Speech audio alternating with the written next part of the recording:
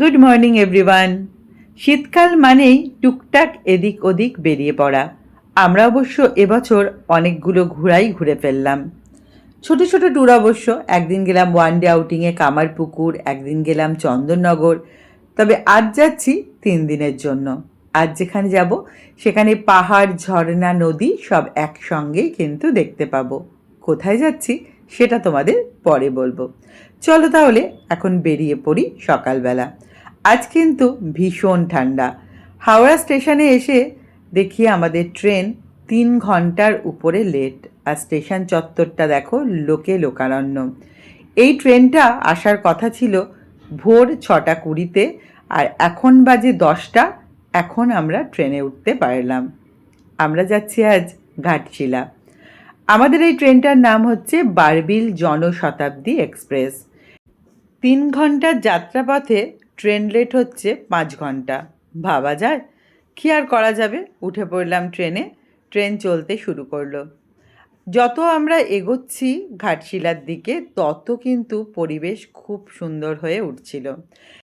সবুজের সমারোহ দেখতে দেখতেই চলে এলো চা। এই ঠান্ডার মধ্যে 1 কাপ গরম চা একটা আলাদা উষ্ণতা কিন্তু এনে দিল। ভীষণ ভালো লাগছিল চাটা খেতে। আর তারপরেই চলে এলো স্যান্ডউইচ। এটা হচ্ছে একটা ভেজ স্যান্ডউইচ। খাবো না করে স্যান্ডউইচটা খেয়ে নিলাম। খেতে কিন্তু ছিল খুব সুন্দর।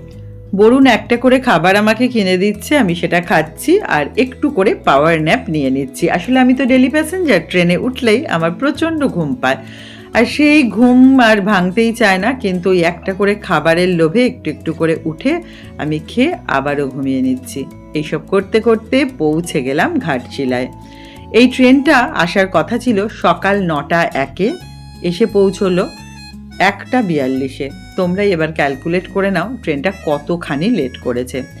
এরপর আমরা চলে এলাম আমাদের রিসর্টে। আমাদের রিসর্টের নাম হচ্ছে বুরু রিসর্ট। বরুণ এখন রিসেপশানে যেসব ফর্মালিটিস থাকে সেগুলো করে নিল। এরপরে আমাদেরকে রুম অ্যালট করে দিল। আমরা এবার যাচ্ছি রুমের দিকে। এতটা দেরি যেহেতু হয়েই গেছে, সেই জন্য আমরা ট্রেন থেকেই এদের মেনু কার্ড দেখে অর্ডার করে দিয়েছিলাম লাঞ্চের। খানিকক্ষণের মধ্যেই লাঞ্চটা সার্ভ করে দেবে বলল। তারপরে দুপুর 3টের সময় আমরা একজন অটো দাদাকে বলে রেখেছি, তার সাথেই আজকে আমরা ঘুরে দেখব কয়েকটা পয়েন্ট।